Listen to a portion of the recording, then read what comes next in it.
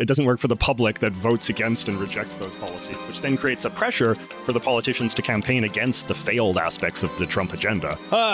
Listen, this is I didn't plan to actually talk about any substantive policy. I mostly just wanted to make a list of JJLs. Here's the next one. Greetings and welcome back to Horseshoe Theory. In part 2 of our JJ series, we have Jreg versus JJ McCullough. Without me, a solo Greg episode. So if you hate me, today's your lucky day. I haven't listened to this yet, but before he went to record it, Jreg informed me that he was going to make sure this would be the worst conversation ever recorded. And keep in mind, Greg and JJ have been close friends for 6 years. So if you ever feel like anyone's being too harsh in this episode, that's a little thing we like to call ball busting. You should try it sometime, it's fun. If you want to hear this full episode and participate in the guest Q&A, subscribe to the Patreon in the link below. Get up, go for a 6-hour walk, and listen to the combative yet loving friendship of Greg and JJ McCullough.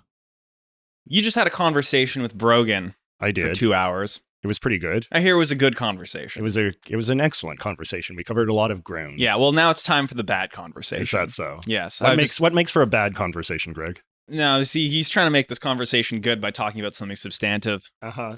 A bad conversation is just going to be mostly me trying to torture you. Mm. So I'm gonna try emotionally? To emotionally, physically. Okay. So I'm assuming you and Brogan agreed on many points. Yeah. Nodded your head along. Yeah. Foolishly. Yeah. Here's what I want to start with to torture you, JJ. All right, let's hear it.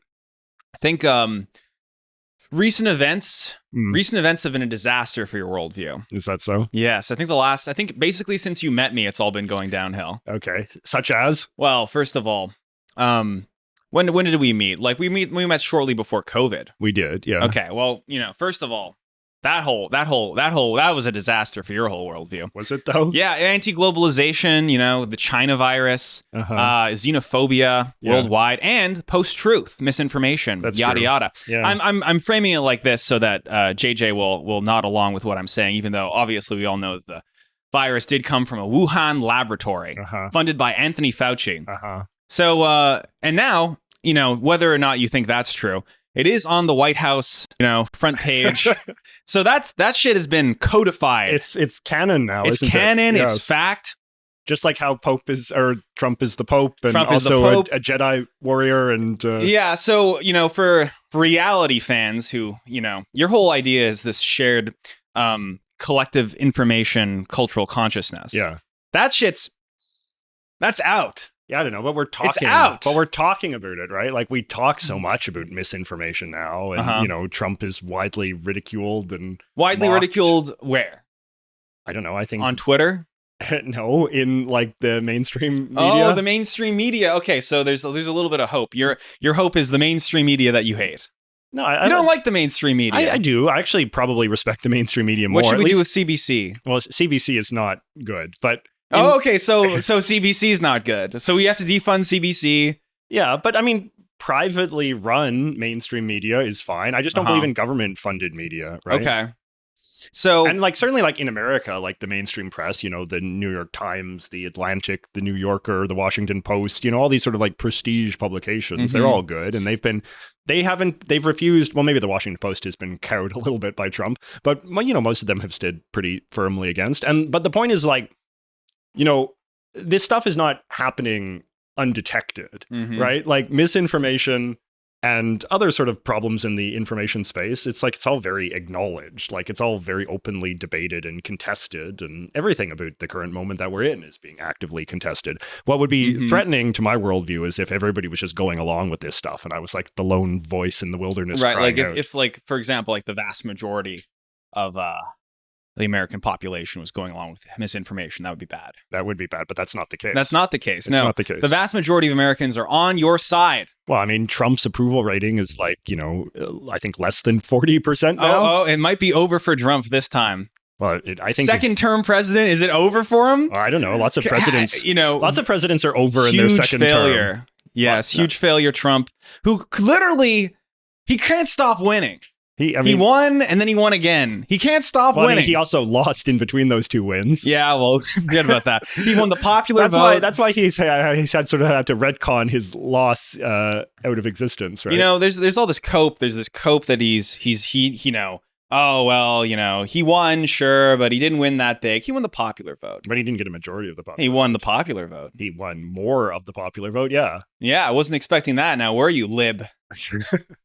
It is. I mean, there's nothing that's a bigger cope than Trump still to this day being in denial about losing the 2020 election. He still brings it up constantly because there was a lot of election interference. Is that so? Yeah, from maybe from Russia even. By like every single lawsuit that he's attempted to contest on this question. Yeah, by the judges.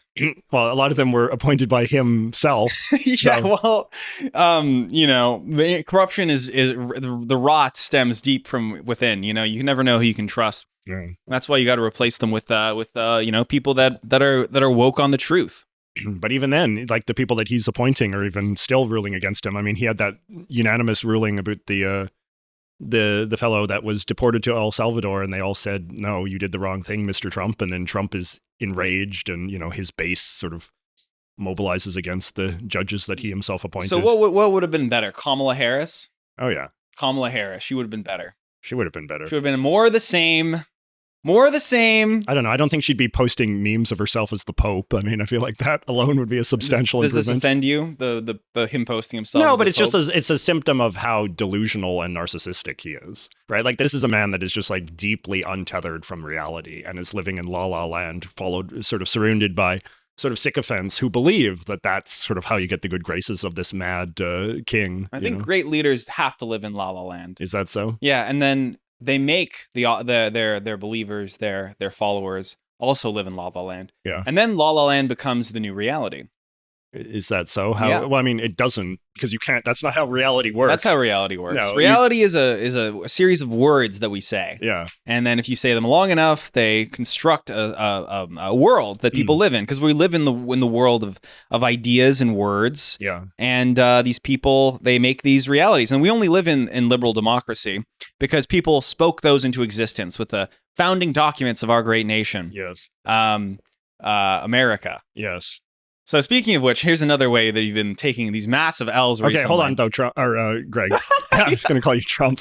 No, I think though that like you're on to something to the extent that like if the Trump people kind of create an alternative reality for themselves that they're content to live in, where everything's going great and everybody loves Trump and all the rest of it, they're setting themselves up for a huge collision course with reality, which they cannot sort of simply wish away, right? So like if Trump continues to say like tariffs are great, tariffs are brilliant, and then all of his sycophants say, oh yes, you're so right, Mr. Trump, these are brilliant tariffs, you can't make a wrong move, Mr. Trump. And then, the economy crashes and, people are out of work and pissed off and voting against Republicans in big numbers, that's the real world sort of asserting itself. And I think that any politician that tries to live in a world of delusion can only do it for so long before he, faces some sort of reckoning when reality doesn't play along. When the pendulum swings back to the left-wing populists, they'll look at a lot of the stuff that Trump has done, and they'll be like, "This was fine." They'll keep a lot of the tariffs. They'll probably keep some of the anti-immigration stuff, and we're going to swing right over the liberal center. Why would they do those things? Because it works for left-wing autarky. But it doesn't work. Which is what's coming. It doesn't work for the public that votes against and rejects those policies, which then creates a pressure for the politicians to campaign against the failed aspects of the Trump agenda. Like, even if you imagine a sort of like left-wing populist getting in, they're not going to campaign on like, let's keep Trump's least successful, most unpopular policies in place. Otherwise, that person would never get voted in. Listen, this is I didn't plan to actually talk about any substantive policy. I mostly just wanted to make a list of JJLs. Here's the next one. All right. Canada-America relations. I view this as you want to get annexed by America. You've been yearning for the day of the rake. And then when this finally becomes an option for you scream, "No! Not like this!" Because you hate Trump. I do. You don't like Trump. Yeah. But, I guess in some ways this could be perceived as a light JJW. Because, he's made mainstream the talk of Canada becoming a part of America. Yeah. I think he's invited people to kind of, think, I suppose in some kind of crazed way, to just sort of think about the nature of U.S.-Canada relations in a more substantial way.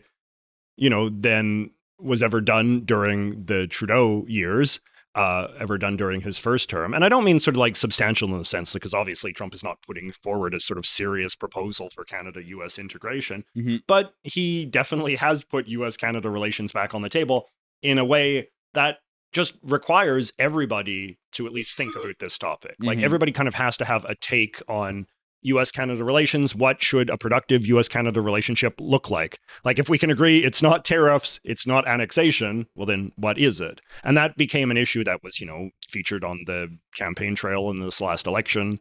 And, I do well in that situation. It will be annexation, though. Even when the pendulum swings back to the left, President Vosh is going to be annexing us. And to be fair, you'll probably be the king of Canada at that point. Yeah, and you'll probably sell it to Vosh. You'll probably sell it to Vosh for pretty cheap. Well, I mean, the idea that that the future of US-Canada relations entails Canada being a single gigantic state of 40 million people, I think is just so self-evidently preposterous. Maybe it will be 6 states. But that's not what's on the agenda, right? Like, Trump continues to use the line 51st state, 51st state, 51st state. You're playing checkers. Trump is playing 5D chess, okay? This is what's happening. All right, let's hear it. Trump wants to break our knees. There was 2 ways this was going to go. Okay. One was the way you were hoping, where we warm up to each other and we love each other and we kiss each other and we slowly integrate with each other. Yes. And then I don't get molested at the border, which would be nice. I grant you, of all the political positions you've tried to get me to adopt, that's probably the one that you've been the most successful Free movement of people and goods across the US border.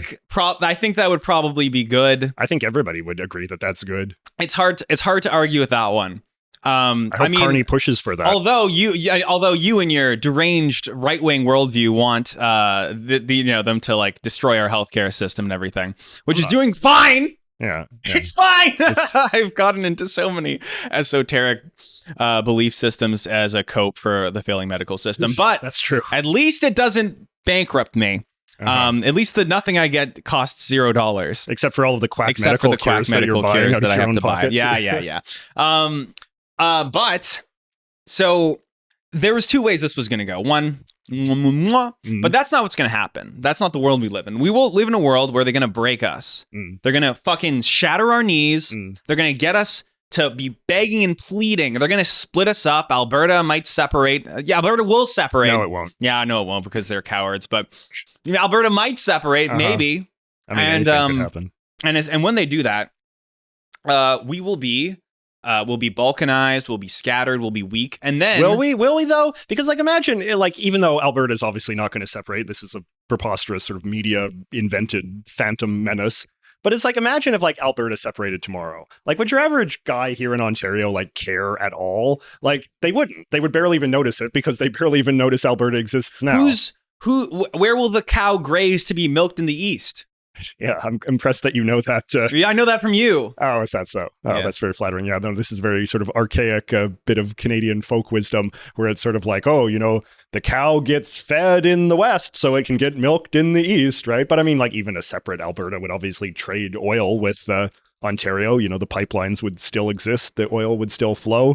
I'm very resistant to this idea that any province is a keystone in Canada. Alberta, certainly Quebec, and that if you remove one province, then, the sort of whole artifice of Canada collapses into its component parts. I don't think that that's ever been a good theory. And I think that's not a viable theory today, because I just don't think that Ottawa people think about Canada that way. They think of Canada as this very contingent political project, and that it's a deal that was made among all the provinces, and that if one province opts out of the deal, it breaks. But I don't think most people think of Canada as a deal. I think they think of it as a coherent country that can afford to maybe, shed a few pounds here and there without sort of it all falling apart. All right. But regardless, we're on our knees are broken. Yeah. And then we have to crawl begging to become second-class citizens in the new America. Yeah. And we're not going to get the same rights as the average American. We're going to be snow Mexicans. It's going to be Gazada. But why would it's going to be apartheid Gazada? Why would that be the case? Because they won't trust us. They won't like us. They won't view us as their own.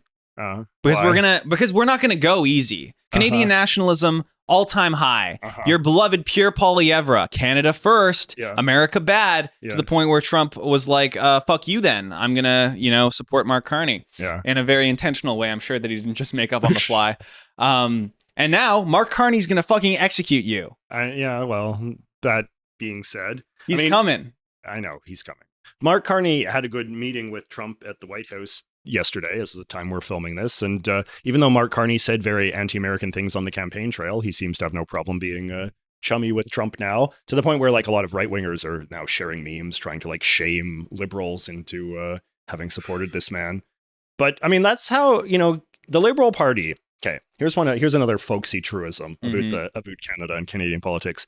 So the Liberal Party an old saying is that the Liberal Party campaigns to the left, but governs to the right. And I think it's also true that the Liberal Party tends to campaign anti-American, but govern pro-American. So Mark Carney ran one of the most sort of anti-American campaigns that I've seen in my lifetime since the year I was born, or I guess in 1988, when I was 4 years old.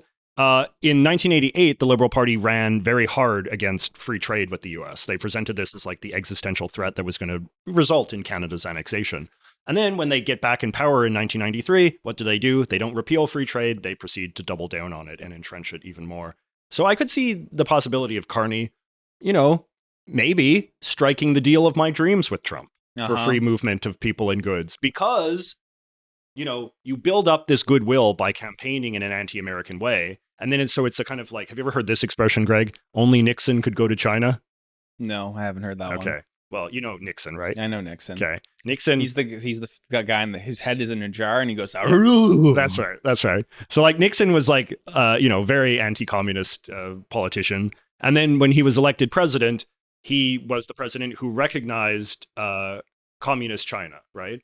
Because he established diplomatic relations. He went and visited Mao and they had a big, dinner together and all the rest of it. And then this created this sort of saying where it's like, only Nixon could go to China. It was only because Nixon was so obviously anti-communist that he could develop good relations with the Chinese. And I think maybe you could see a similar thing with Carney, only because Carney has been so anti-American that he could make a deal with Trump.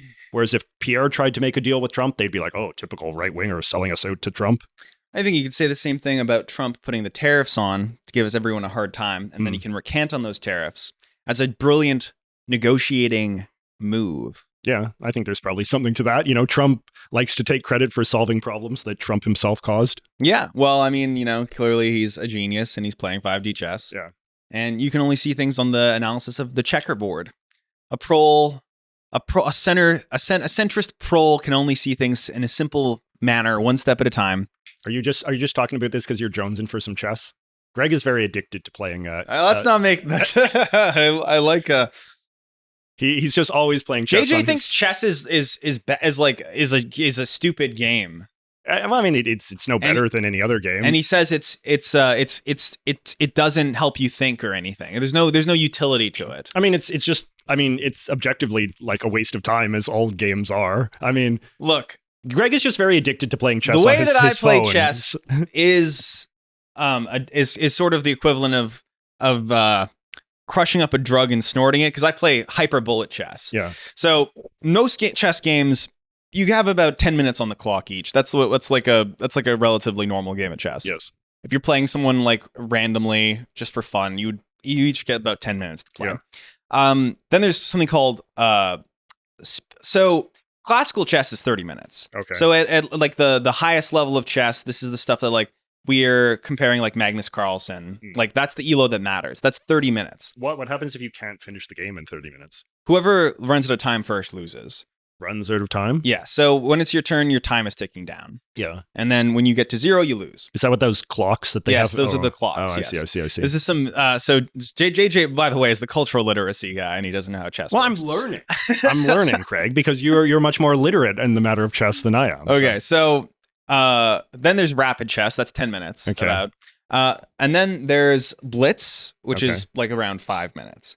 5 minutes, that's pretty quick. You don't have a lot of time to think about every move. Then there's bullet chess. That's a minute. Mm-hmm. So bullet chess, it's called bullet chess because you're moving pieces real quick. Yeah. And often you're going to lose on time. So it's like whoever can make the moves faster But it's not as simple as just moving the pieces as quickly as possible, because you also want to like check the king, and then you can't make illegal moves, so you have to move your king out of the way or whatever before you get checkmated.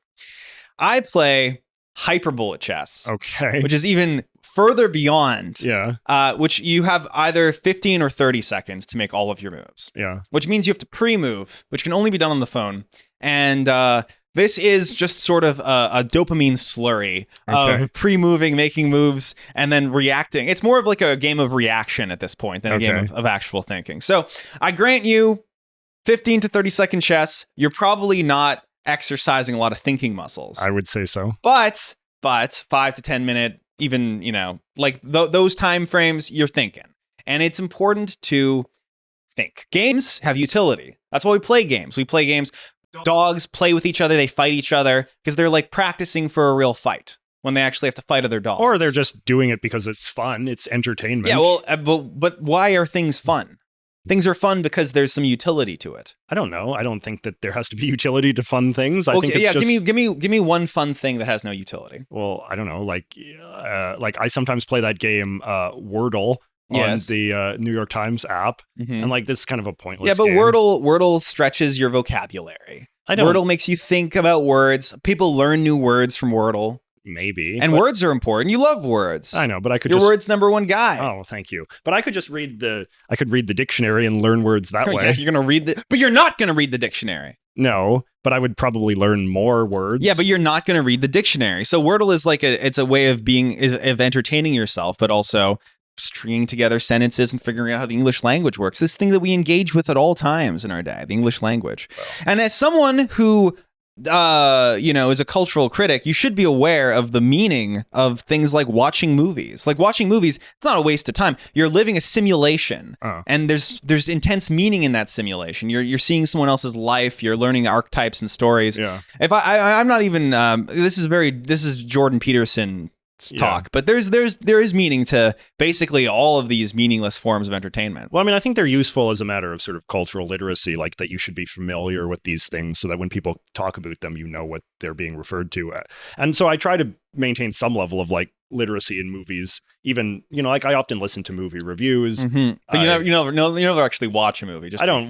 Well, I mean, because it's like I don't like movies on some level, like, and so like it's not an enjoyable sort of way to pass the time. Right. But at the same time, I do understand their usefulness as a sort of cultural currency in our sort of society. So I do try to sort of consume some information about them. I mean, like the thing about wasting time that I guess I always sort of think is just, is this a better use of my time than some alternative, right? Mm-hmm. If we're operating on the assumption that the usefulness of some of these things is to sort of acquire information or to acquire sort of knowledge, then it just strikes me that there's almost always a better way to do that. But I guess you're sort of making the argument that a lot of us won't do those things. And so we kind of have to have the thing that's... We're all dopamine addled. We need the spoonful of sugar to make the... We need the spoonful of sugar, but also...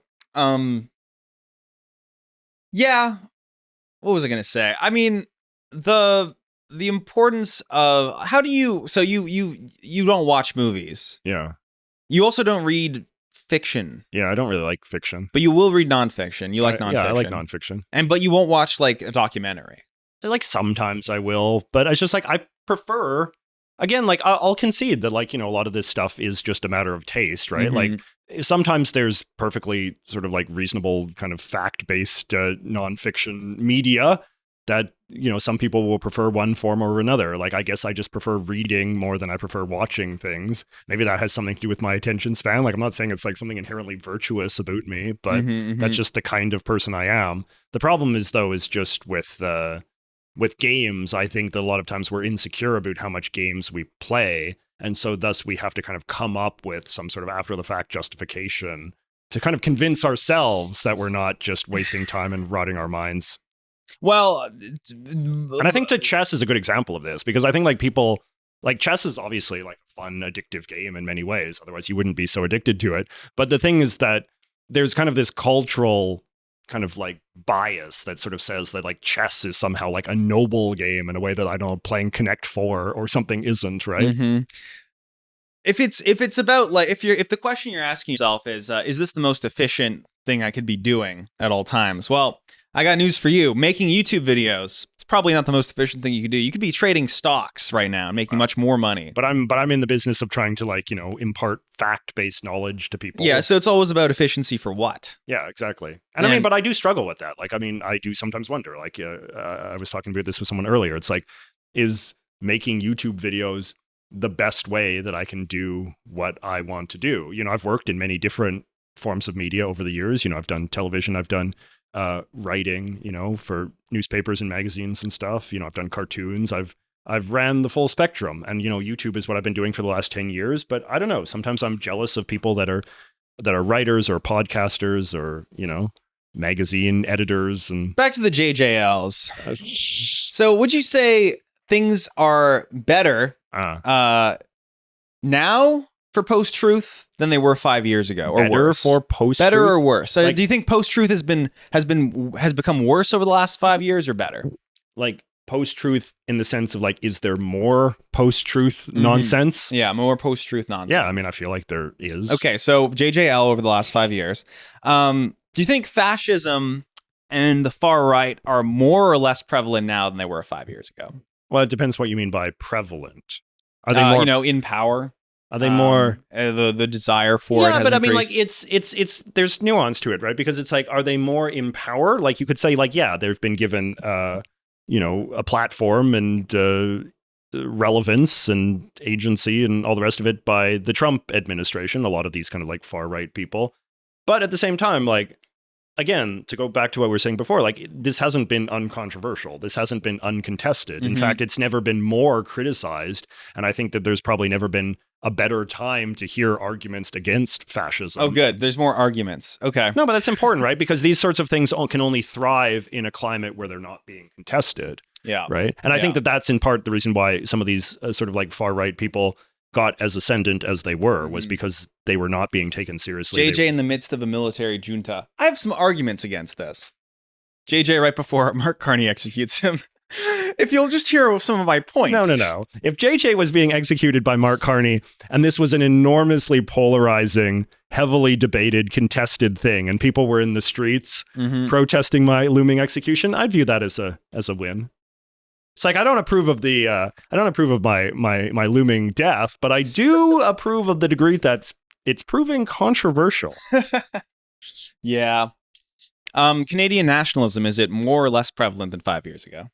I don't know. That one I think is a little bit kind of harder to answer because, people are, they write this kind of cheap line in the newspapers. It's Canadian nationalism is having this inspiring rebirth. But I don't know. It seems to me that anti-Americanism is having a rebirth. Is that the same as Canadian nationalism? Yes, you would say so. I would say so. That's what you think. I do think. You don't think it's possible to be a Canadian nationalist without being anti-American? I do believe that. So I do believe that pretty strongly. But at the same time, but the point of that critique is just that anti-Americanism is ultimately a very sort of shallow thing. It's not really based on something that's particularly heady. And in part because it entails denying a lot of the observable reality about the degree to which this is a culturally American country and always has been, right? And so, I don't know, cheap anti-Americanism filtered through just a kind of dislike of the man of Donald Trump. Does that in the long term sort of suggest anything about sort of a reason to suspect that these two countries are going to grow further and further apart? I'm not really convinced that it is. In part because, there still is a very sort of robust agenda in America to make the US more like Canada, right? Another progressive government in the US, I think, will work to minimize the differences between Canadian and American social policy, as they always do. And, who knows, maybe someday Canada will get a conservative government that will be a sort of reformist administration in the other direction. Someday, who can say? That's why we need a continent-wide national divorce, where all the blue provinces merge with the blue states, and all the red provinces merge with the red states. But then we forget to switch the colors around, so all the liberals have to go to the Republican states. That's pretty good. That's pretty funny. Yeah. What do you think life would be like in these two segregated worlds? One would be woke and gay. Okay. And the other would be racist and straight. Okay. I always think it's kind of funny how people act as if this is some completely untested proposition. as opposed to the idea that, like, there's tons of states in the US where, like, the Republican Party is just incredibly entrenched, right? Like, if you want to see what national divorce, if you want a glimpse of what national divorce would be like, just go to, like, Alabama or Mississippi or something where the Republican Party is just completely entrenched at every level of power. And that will give you a glimpse of what it's like when, right-wingers are in charge and don't have to moderate or... Would you say the nation's already sleeping in separate beds? That's pretty good. Who came up with that one? I don't know. I just made that up. Oh, that's pretty good. Yeah, we're not divorced, but we are sleeping in separate beds. That's a good line. Mm-hmm. Okay. Well, I think it's in America's best interest to annex us due to the apocalypse, which is currently happening. Yeah. Which one? The climate one. Oh, of course. As the America needs more natural resources, we got all the natural resources. They got all the guns. It naturally follows that, just as a matter of necessity, they would want to take us over. I mean, but that's a contestable proposition, because I actually think that one of the things is that America actually has a lot of natural resources on its own. I mean, certainly if you listen to what Trump says, and, Trump's obviously ignorant about this, but, there is a degree to which, like, America has a lot of resources in terms of oil and natural gas and, precious minerals and electricity and all that. So do they really? Yeah, they're going to need us because why? Because we have all this permafrost that's melting, which is, by the way, releasing more and more CO2 into the atmosphere, which will create a permanent feedback loop of CO2 melting more permafrost. And they have plenty of areas, major cities, that are going to be on fire yesterday, last year, this year. Okay. They're going to be on fire. They're going to be underwater. Yeah. Meanwhile, Canada is going to be pristine and beautiful in the next 50 years. That's why he's salivating over Greenland. He's salivating over Canada. Why doesn't he want to annex Mexico? Yeah. Well, I think we can think of maybe one reason why. Why would that be? Racist? No, it's because it's in the equatorial region, and the proud Mexicans have just been fucked over by climate change. And there might be some other things going on, but probably mostly that. I mean, like, it's interesting. This is like what they call sanewashing, right? Where people often kind of like ascribe a much more sort of like coherent motive to Trump's actions than I think he's given any indication is actually animating him. The people around Trump have proposed annexing Canada, like the Curtis Yarvin types. They always talk about annexing Canada for climate change reasons. Yeah, and Curtis Yarvin was one of the first people talking in a sort of like sane way about climate migrants as a problem. Yeah. Because he was one of the, like, the only person, the only kind of person that could recognize climate migration as a problem would be at first a right-winger. A right-winger that is not anti-science.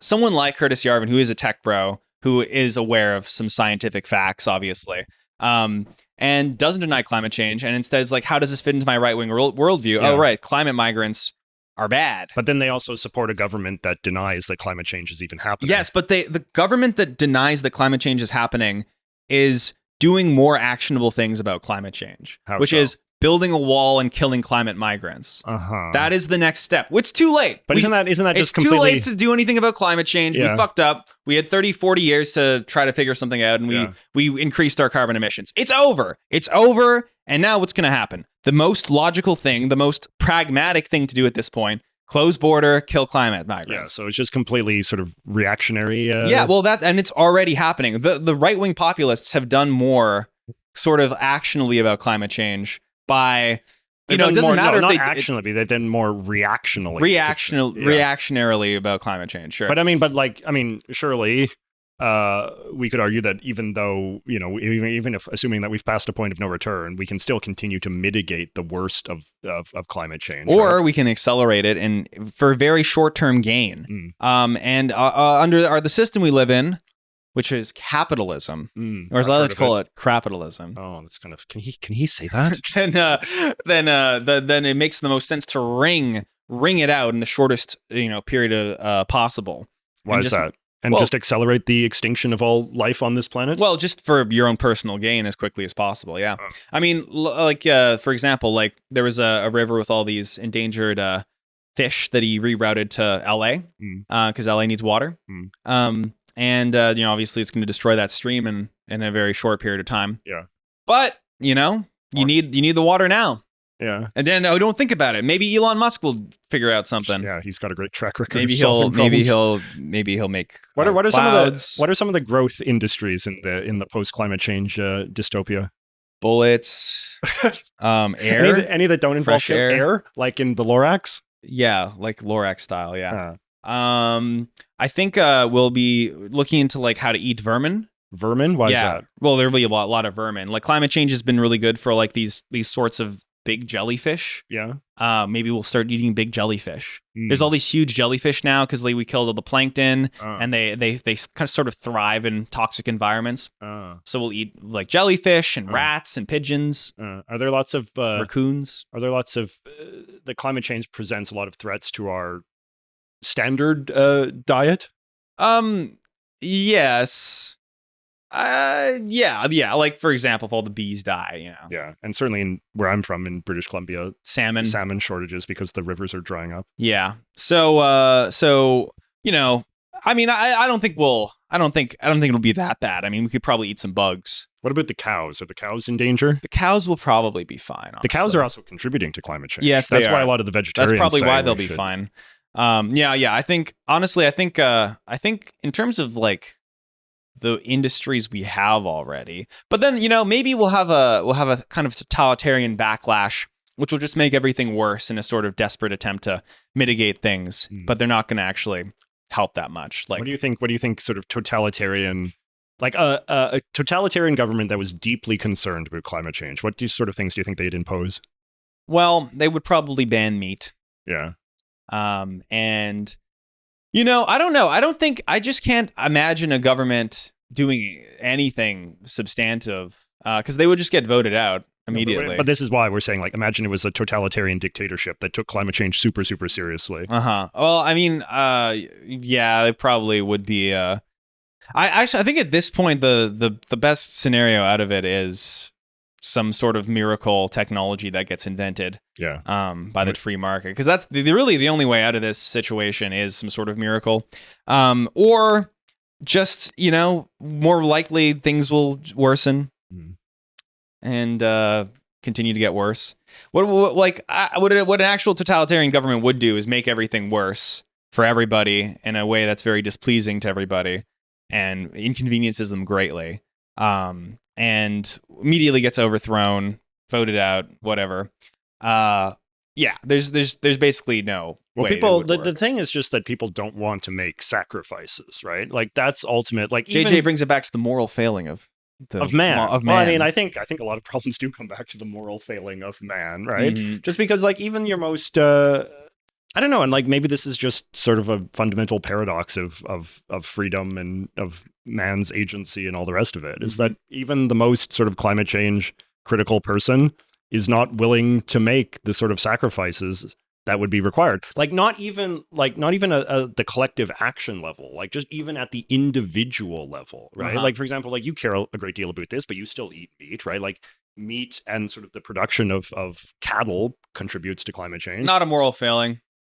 Carnivore is good for the environment. It's not, though. Because it cures your mental illness, and then you'll think clearer about climate change. Is that so? But in the meantime, you're also contributing to climate change by supporting an industry that... But it's not. It really is all about incentive structures. There's just no there's no incentive structure to like recycle or to eat vegan. Yeah, like, there's not an incentive at the individual level. There's an incentive, obviously, at the collective. So you're supposed to worsen your already worsening life. Yeah, and nobody's willing to make those kinds of sacrifices. Yeah, well, maybe we would if we had a universal basic income, and the UBI gave you a little bit extra money if your brain chip checked that you were vegan this month. That'd be nice. Well, I mean, I guess that's sort of like what we'd give you $200 for being vegetarian a month. Yeah, we'd give me $500 for being vegan a month. We could all get our sort of social credit cash back. Yeah, that'd be nice. And then if you recycle. Yeah. If you recycle, you get some money back every time you recycle. I mean, I do think government has tried this. I mean, like that's kind of like what the carbon tax was all about, right? Like you pay more at the pump, and if you don't, then you get your carbon tax rebates. And yeah, but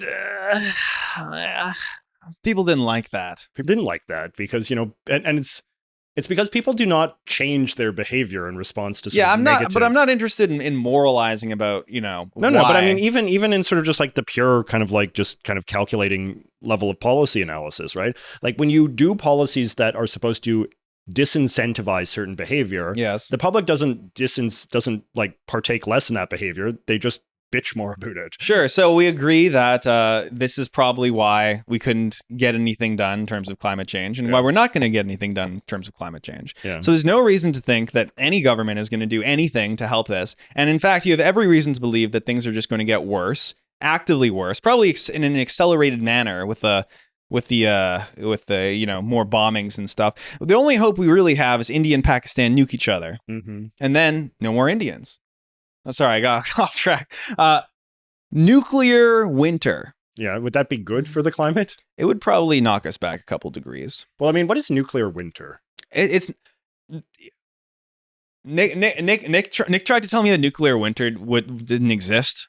Yeah, it's not a real thing. Because I'm too scientifically illiterate to be able to describe this well, but it has something to do with like the aftermath of nuclear war creates a sort of climate effect that creates kind of like winter-like conditions. all the dust clouds go into the atmosphere and blocks block out the sunlight and all that. And, so maybe if that happened, Nick, come here. I need to pee. So explain to JJ why nuclear winter actually doesn't exist. All right. So basically, the way it works is they thought that there'd be a lot of firestorms from all the cities burning. Yeah. And overall, the assumptions were made based upon the hope that the sheer apocalypse of it all would make the powers that be try to just not, nuke each other. Yes. But in reality, for one, we air blast them, right? Like a kilometer or two up, because it's much more effective. And it also reduces the radiation too. The closer the bomb blows up to the ground, the more radioactivity will persist and kind of disperse amongst the environment. Yeah. But if you blow it up over the city, which also our bombs are much smaller than they used to be. Yeah. So you kind of have to, because if you were to detonate them on the ground, it would not be powerful enough anymore. Yeah. But anyway, because we air blast them, it just blows the shit out of stuff, but doesn't really cause a lot of the fires. Yeah. And also the risk of fires was way overstated. So just overall, like, it might make the next year a little bit colder, but in terms of like, Mount Tambora or whatever, like a super volcano blowing up, doesn't hold a candle. No. So nuclear winter it was a great belief to have for our leaders. But you're sort of saying that this was sort of exaggerated for just anti-nuke propaganda reasons. It was considered a benevolent lie. Yeah. When I was young, there was so much of that. I remember it was controversial. There was like this documentary that was considered incredible. I guess it wasn't a documentary. It was like a movie. I think it was called like The Day After. Yeah. And it was very... I watched that. Oh, you did? Right? Yeah, I used to be on such a nuclear phase when I was like 8 for some reason. You're sort of born in the wrong generation. In the 80s, like that was like the big thing, was like anti-nuke, people marching in the streets, protesting, all that. And that film came out, and I remember it was like, well, I mean, I don't remember, I was very young, but I remember hearing about how it was very, very controversial, very traumatizing, because it portrayed a sort of image of... Didn't Reagan watch it? I think he did. And that made him kind of spooked. He was spooked about it, right? Yeah, but I remember like a lot of conservatives were like very up in arms against it because they said this was just, liberal propaganda, blah, blah, blah, blah, blah. In the same way that like Al Gore's movie, An Inconvenient Truth, kind of like served a similar way. Yes. But I think that like An Inconvenient Truth now has aspects of it that are considered in retrospect pretty sensationalistic and overstated. Yeah. And I guess you're sort of saying that like nuclear winter... We had to watch that in school, actually. Oh, is that so? Yeah. But but nuclear winter and, sort of The Day After type of stuff, like a lot of that kind of fear-mongering was kind of unscientific. And, as much as we can all agree that a nuclear war would be a bad thing for humanity, that maybe the specific ways in which it would be bad were kind of portrayed in a somewhat overly sensationalized way. Yeah. I mean, we got a bunch of cool Diefenbaker bunkers out of her. Yeah. The Diefen bunkers. Yeah, in Ottawa. Yeah. Well, we have them even in Truro, up in like DeBert. There's there used to actually turn to be a nuke pointed at Truro to help sever Halifax and the ports there from the country. So it was warranted, but I don't know how much of a life that'd be to live in a bunker. Jesus. And now you know. Thank you for that, Nicholas. That was anyway. Okay. Well, you did some good writing in the bathroom, Greg? No, I didn't do any writing. I did do some thinking though. Okay. And another JJL that I've realized, bringing it back to the topic of this conversation, is AI. Yeah. You were very bearish on AI. I'd say so, yeah. Yeah, you were AI's #1 hater. You were leaving comments on Sora videos saying, looks like shit on Instagram because we made you get rid of Twitter for like a month. And all of your rage just got channeled into Instagram instead of Twitter. Yeah, that's true. And so it turns out there's just no way to contain your bad takes.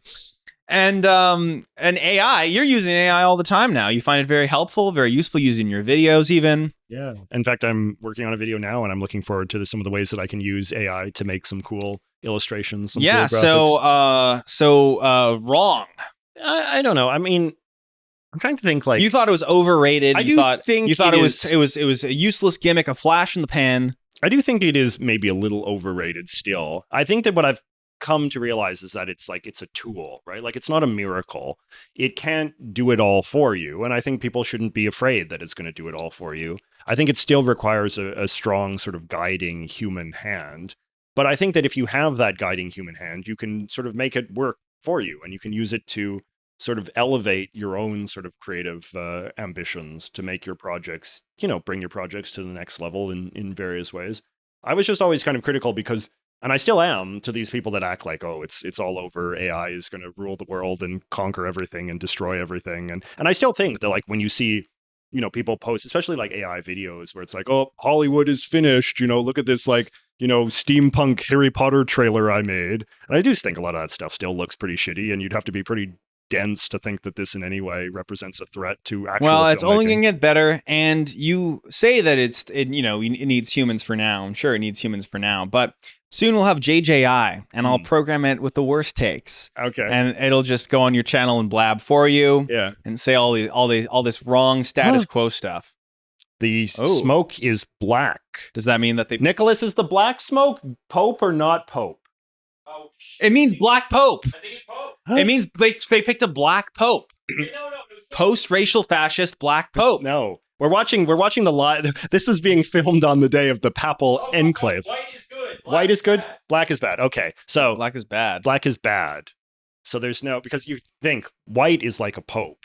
Uh-huh. Wears the white costume. So you want to see the white smoke. So the black smoke means that they failed to elect a pope on the first ballot. Oh, so that means it's probably going to continue to tomorrow. You think the white smoke would mean that there was no name on the paper they burned, though, indicating no decision? Black smoke, there was ink. Well, there's a lot of ways to interpret the symbolism here. I interpret it as Black Pope. I know. Greg's really been banging the drum of the... I think there's going to be a post-racial fascist Black Pope. I know, yeah. Who's very conservative and unites the people and can't be called racist because he's black. Uh-huh.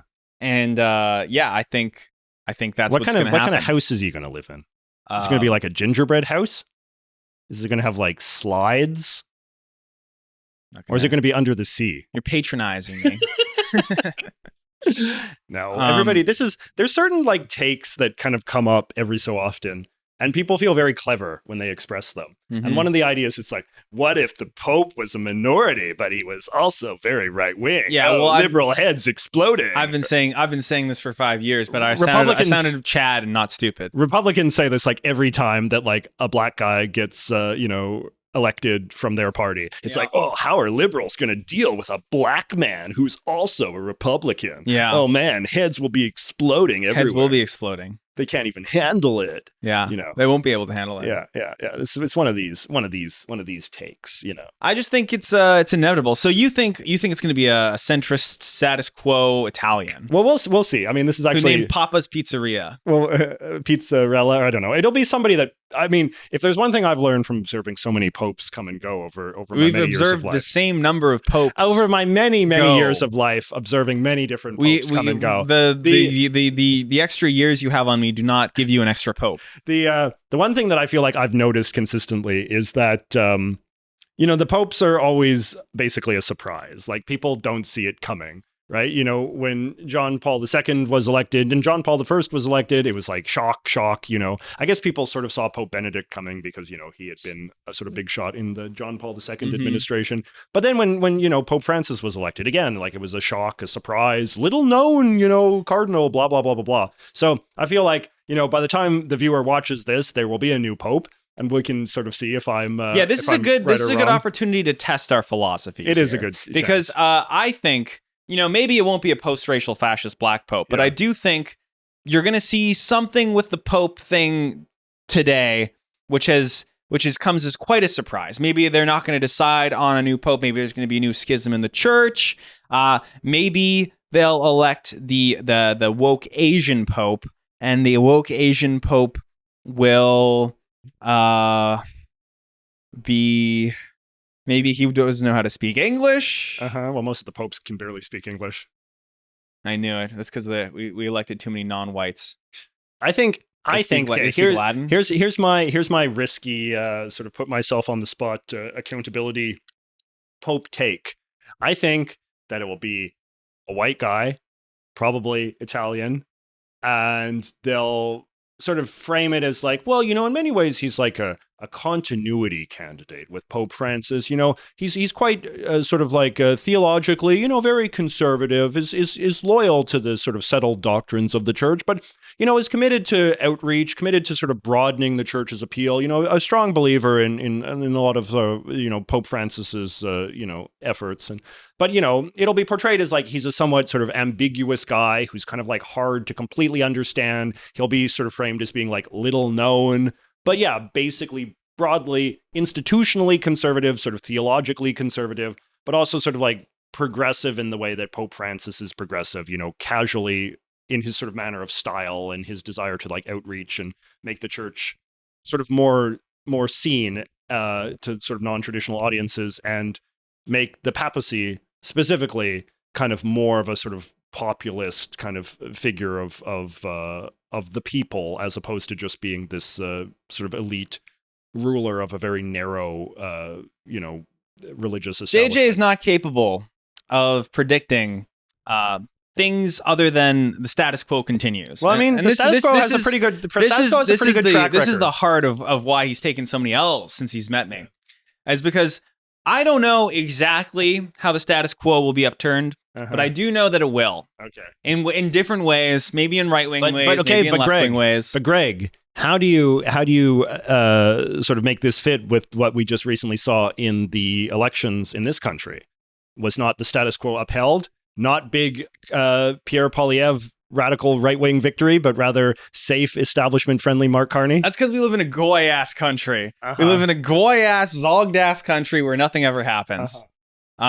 So your theory that everything is falling apart only applies to certain places. Some exceptions may apply. See store for details. No. This Canadian election most recently has just been kind of a setup for the PPC to take over from the Conservatives, which will be happen. How's that going to happen? Well, the Conservatives lost. We've lost faith in the Conservatives. The PPC. They'll flee for people with actual conservative values like the PPC. And the woke progressive Conservatives will go to business. Oh, well, there's no.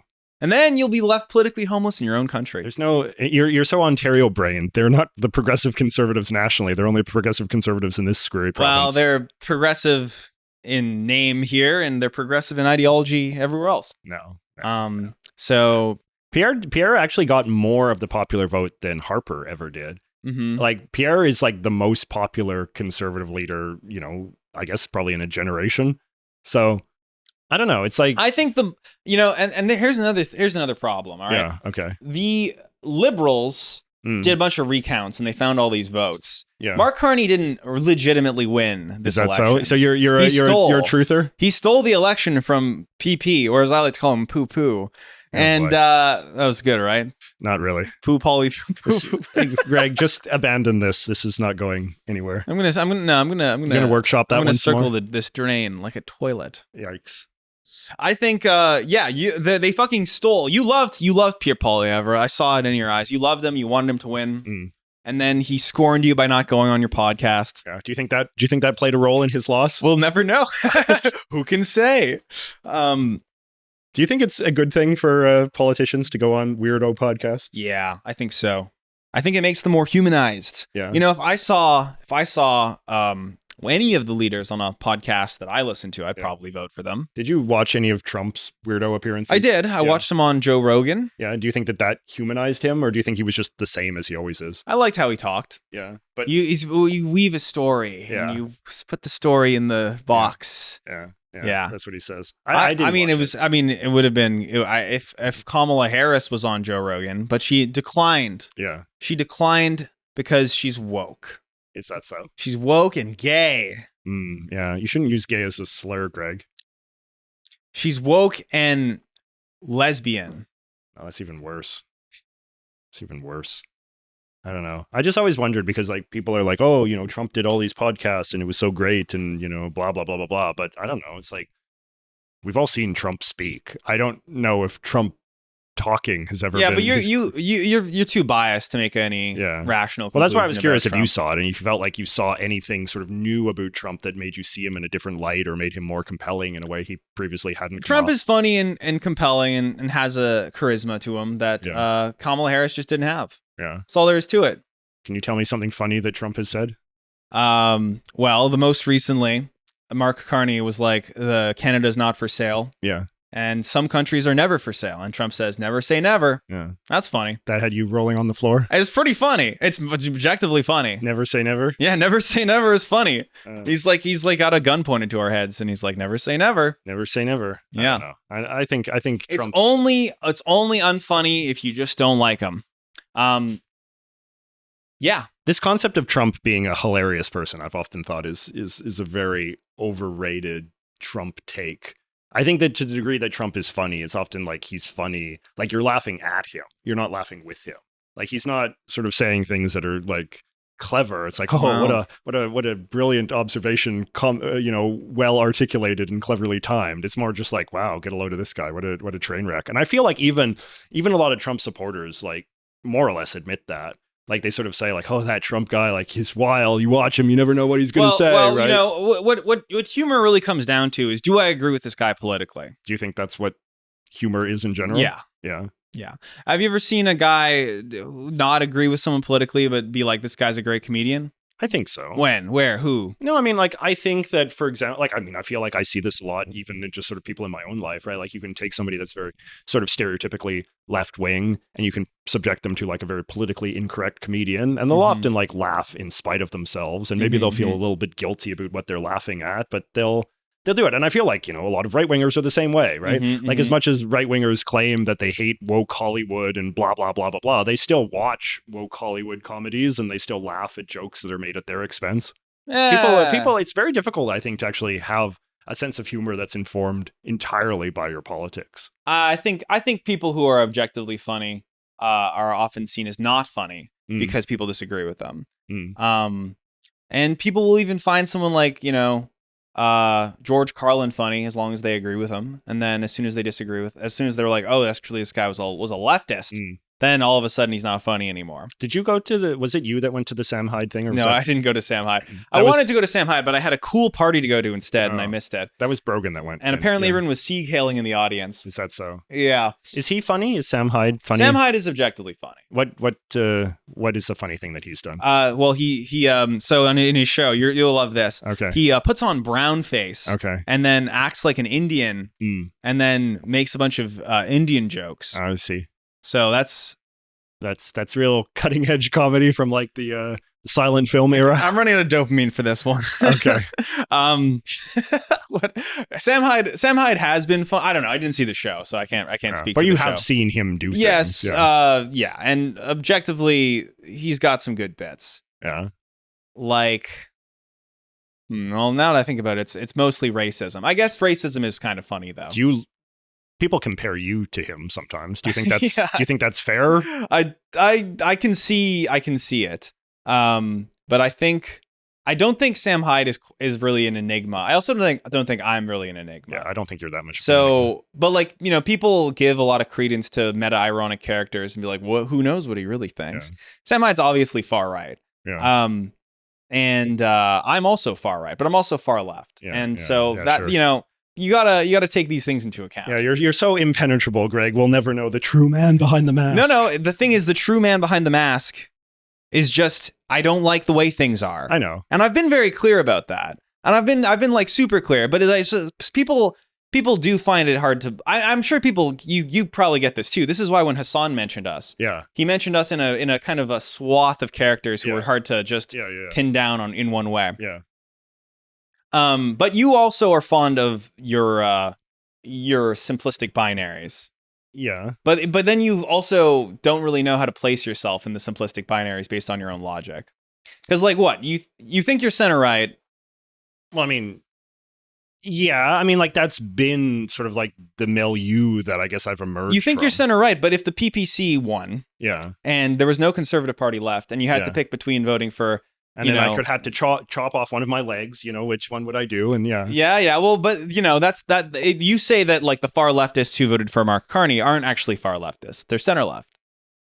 I mean, I suppose that they supported a center left government. I don't know, like when push comes to shove, in the context of democracy, we're accountable for the decisions that we make. Right. So, but you can continue to critique that government. So there are no far leftists. They're all center left Mark Carney supporters. In the context of that election, I suppose you could say that, right? I mean, you're ultimate. Like I know that you have a big problem with this argument, but I do think that we are ultimately accountable for the political decisions that we make. Okay, but based off your own logic, we're the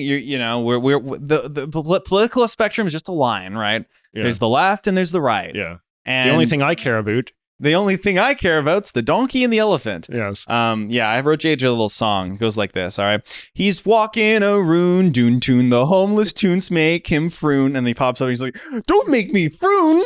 It's a great day for JJ. All of his enemies are politically irrelevant. The only thing I care about's the donkey and the elephant. Yes, that's how it goes. The only thing he cares about is the donkey and the elephant. So basically, if you were... you're like your friends at the Bulwark, center right. But under your logic, they're not center right; they're center left because they vote for Kamala Harris. And I think a lot of them would admit that that's a transition that many of them are experiencing, and that some of them find sort of uncomfortable. So the fact that ideally they would vote for someone like Mitt Romney over Kamala Harris doesn't matter. Because the political reality is that they have to pick between the far right and the center left. Well, like the political reality doesn't afford them that option. So I do sort of think that, I think that it's not unreasonable to judge people based on the political decisions they make in the actually occurring world of democratic politics, as opposed to judging them based on opinions that they might express privately at purely the level of an abstraction, right? So that doesn't matter at all what they think ideologically? Well, I just don't know what we do with that information and in what way is it useful. Right. I mean, I guess it's useful to the extent that if they're eager to be part of a political coalition, but within the context of that political coalition, they're pushing, the mainstream party or the movement that they're part of in one direction or the other in some sort of ideological pursuit, that's fine. But I think ultimately politics on this continent does gravitate towards a broad coalition of the center left and a broad coalition of the center right.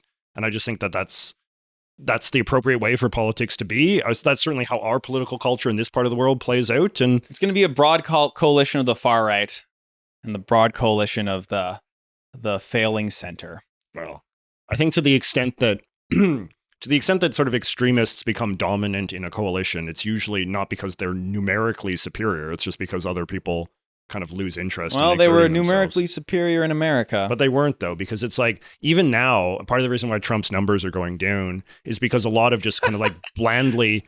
The approval rating of Donald Trump is irrelevant. But it is relevant. He won big. Okay. He won even bigger than last time. All right. It's relevant, Greg, because if you have a lot of just kind of like center-right or centrist people that are voting for Trump because they haven't done their due diligence. And then Trump does like crazy far right things because, he appoints all these lunatics into his cabinet. And then the people that voted for him are like, wait a sec, this isn't my agenda. This is some sort of crazy far right agenda. I don't want this. Time to not vote for Republicans again, right? Like that has a sort of consequence, right? Yeah, You're overstating. It'll It's go back and forth. You're overstating. Like the extremist often overstates their position of power in the political coalition they find themselves in. Yeah, that's why they win.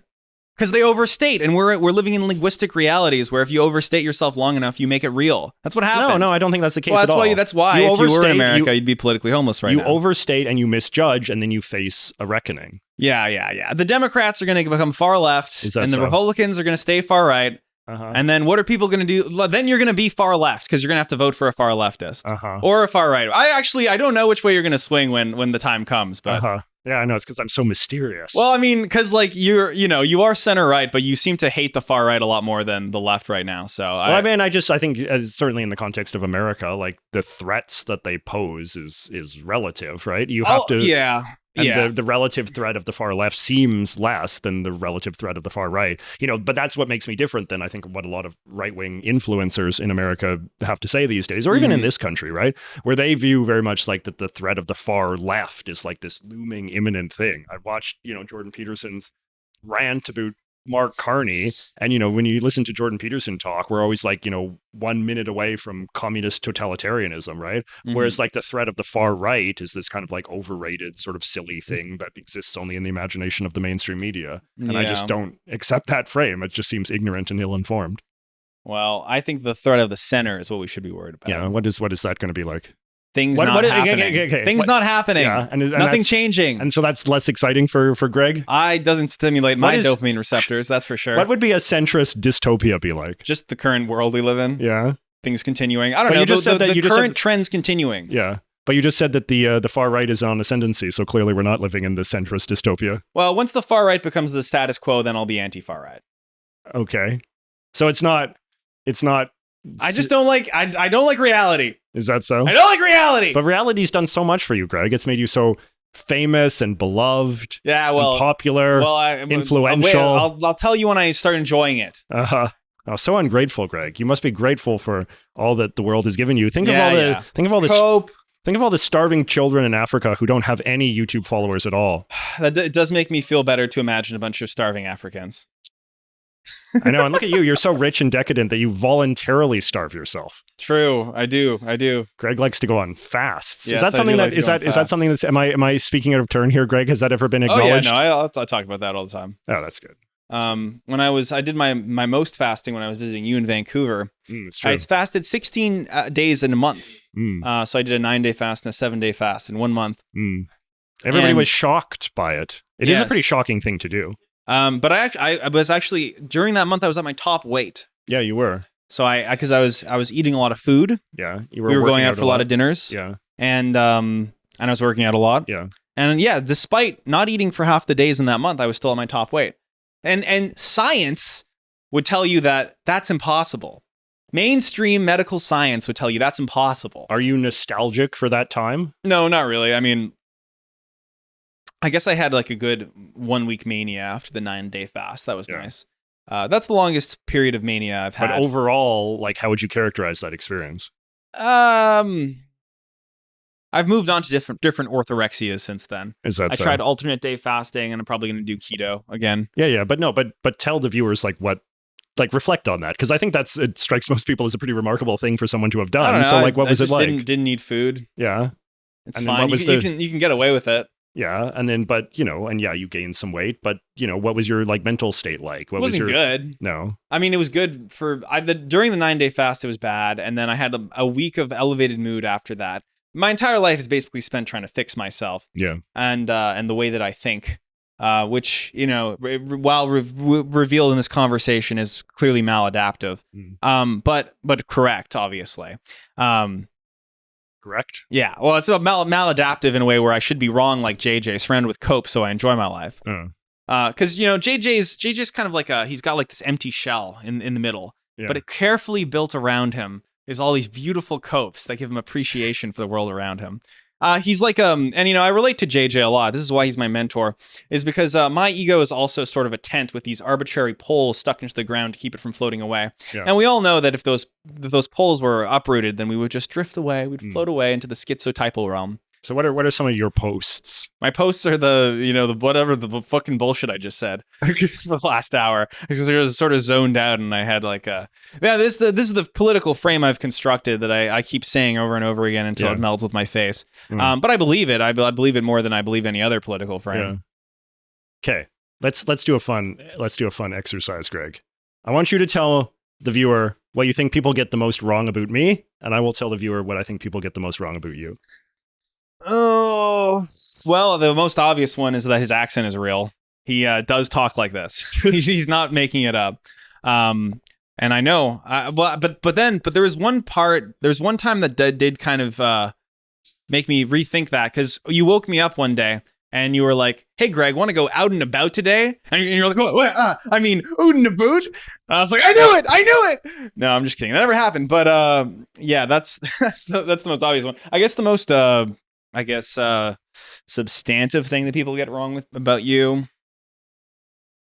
I feel like people have you pretty well figured out. You hate Quebec. I don't hate Quebec. You hate Quebec. You want the opposite of whatever Quebec wants. Yeah. Politically, I think people underestimate that. I don't know. There's like a lot of small things. Like one thing is that there's a bit of irony to how you carry yourself, but it's like a weak irony. Yeah. I described it as like a 0.3 irony on the irony. How does that manifest? On the irons. It's like sometimes you'll say a hokey aphorism with the awareness that what you're saying is hokey, so you'll say it in a slightly ironic manner. Yes. But the irony, it's not like a full irony because it's not like you're saying it just for the reaction or just to like imply the opposite of what you mean. Like you do pretty much mean it, but there's just like a slight awareness that what you're saying is hokey and being perceived as hokey. Yeah. And so you deliver it in a hokey manner. Yeah. What are other things? I mean, you know, like mostly people have you pretty well pegged. I think people underestimate that you do yearn for the day of the rake. They underestimate that? Yes, I feel like no, because like you package some of your ideas for your audience in a little bit more of a palatable way. When you talk about like a European style agreement, when we all know you want that rake to just pull you in, become a part of America fully. I could probably think of some other ones. Yeah, I mean, it's a good question. It is. It's interesting because we know each other very well, right? And I feel like the viewer might enjoy sort of seeing a bit of a glimpse of the real person behind the image. I think people might underestimate how, like, good of a person you are, perhaps. Oh. I think like maybe you come across as more like, I don't know, you're pretty agreeable and you can see a lot of sides. Let me think about this. That's more. very kind. Let me think about it. You go, and then I could probably think of some other stuff. Well, I mean, I think that I guess it kind of goes to like before where we were talking about this. Like, there's this idea that like Greg is this like riddle shrouded in a mystery, wrapped in an enigma, and all this kind of stuff. But it's like, you spend any time with you, and you're a just normal, well-adjusted guy. Like you're outspoken, you are sincere, and like you say what pisses you off, and you're honest, and you're easy to communicate with. So I've never sort of thought of you as this like deeply like confusing, like strange, enigmatic kind of guy. And I think the thing is just that like because you like playing with, I mean, I think one of your defining characteristics is you're very curious. Like you're very interested in the world. You like to learn, and you like to do stuff with what you learn. And I feel like that can maybe, I don't know, to some people kind of communicate as sort of ambiguity, as opposed to just like being stimulated by lots of things and like wanting to make skits that, posit things from all sorts of different directions and play with all sorts of different characters and all that. Like I've never seen that as sort of a sign that you're this just very odd person the way that some people do. And I don't know, like, and you're a good communicator, and yeah, you're very personal as well. Like you wouldn't be as sort of like socially effective as you are, like, here at this studio, you're everybody's best friend. Everybody wants to be around you and spend time with you and talk with you. Like if you were this like kind of like prickly weirdo that I think sort of sometimes people assume that your online persona suggests, you wouldn't have as active as a social life as you are, and you wouldn't be it's quite impossible to build meaningful social relationships if like the character I played of the irony poisoned fella was my true self. And I make this point. Yeah. No, so it's just like the degree to which Greg is just like an actively like social, kind of like popular, well-liked guy that people like to spend time with, as opposed to just like being this like sullen, schizo, artistic loner, in his Unabomber style shack out in the woods, which I think like sometimes people like, because people like that type of character is compelling, and people would like to believe that those kind of people exist in our world. And so, yeah, you're often on the receiving end of a lot of projection of, I think, a certain character of Jreg that is distinct from the kind of person that you actually are. But I do like how you're, I think, a little bit more self-conscious of that, and you're breaking it down more like on your second channel where you just speak more sincerely. But and also it is fine. Like I don't particularly care how I'm perceived by people who don't know me. Yeah. Because it doesn't affect me. I care about how I'm perceived by people I actually do know. Yeah. Yeah. And I think that's... And I think it would drive you insane, as it would drive any influencer insane to really care that much about how people perceive you. Does it really... But does it bother you how you're perceived? It does a bit, I think, because, I don't know, like, I do my best to present myself in a way that's sort of sincere and authentic and genuine and true, but I guess it's like you just don't know what people don't know, and you don't know like what you're not giving people that they should be getting. Mm-hmm. You take for granted so many things about yourself. Like it's the hardest thing in the world is to like accurately understand yourself. You know, I often think about how one of the reasons why self-portraits are such a beloved sort of form of classical art is because it's very difficult to draw an accurate picture of yourself. Yeah. We misjudge, you know, even what our own faces look like.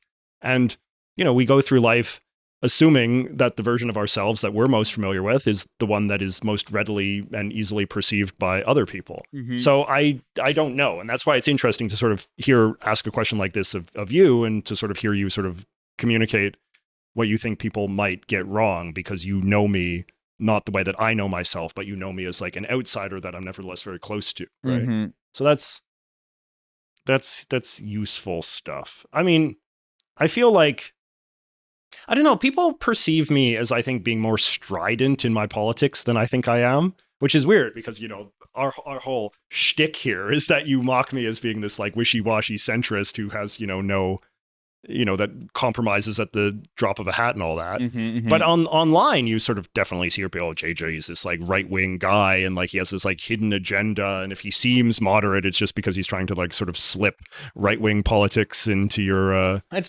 because the my framework for politics was forged online, and online ideology is the only thing that matters, because that's how you represent yourself as a character. Yeah.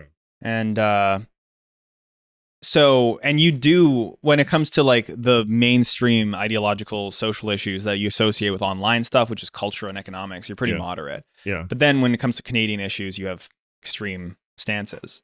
Well, they abolish the Senate. Yeah, I mean, get but rid it's of like Quebec. I don't know. It's unless like, they want to stay, in which case keep them.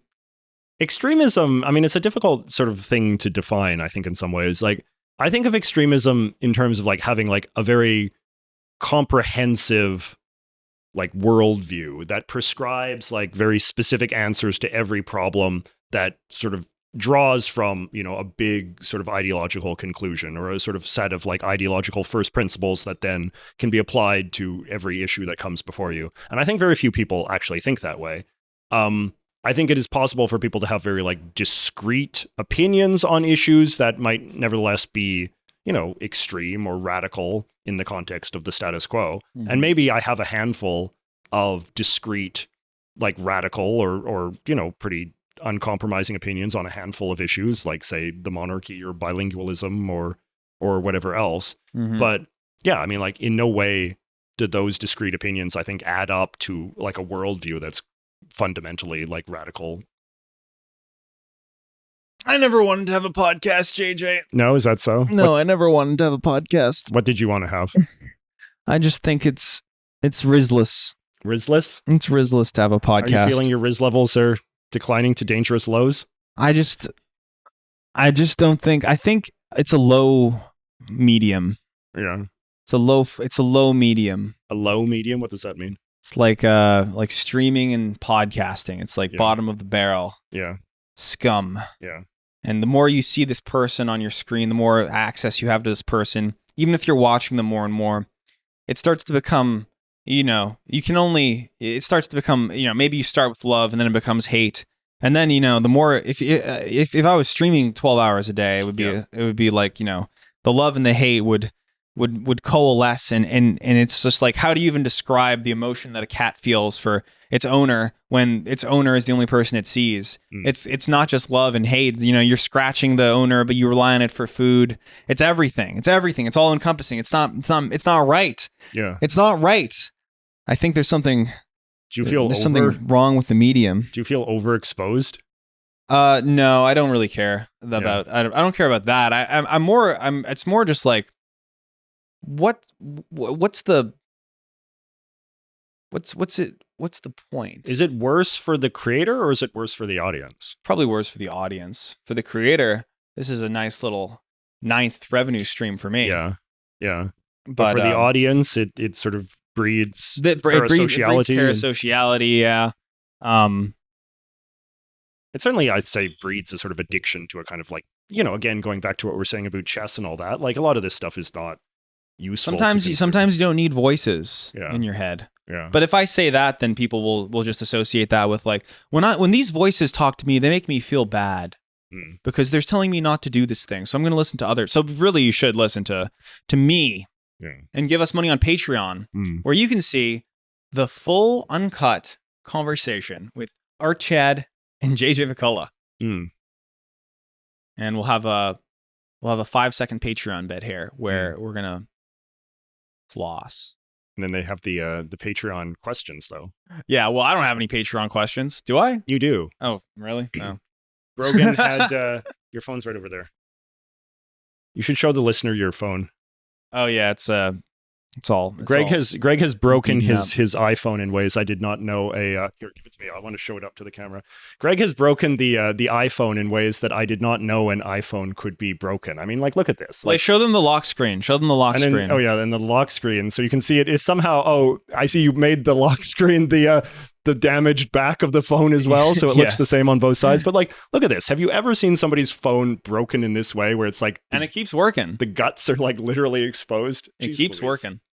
I don't know. Sometimes, even though I know I said that, Greg is not, is not quite the same man as the character he portrays. Yet sometimes you get things like this where it's like only Jreg would break his phone in that particular way. I do think I am strange and maladjusted in many ways that, you're eccentric, produce the content. I mean, I'm eccentric too. I mean, I think that's why we get along. I think you look at all the people in this studio, they're all pretty eccentric. Brogan's eccentric, Nicholas is eccentric. We're not normies. Oh, the camera died. That's fine. The other two are still going. And those let's do some of the Patreon Q&As. All right.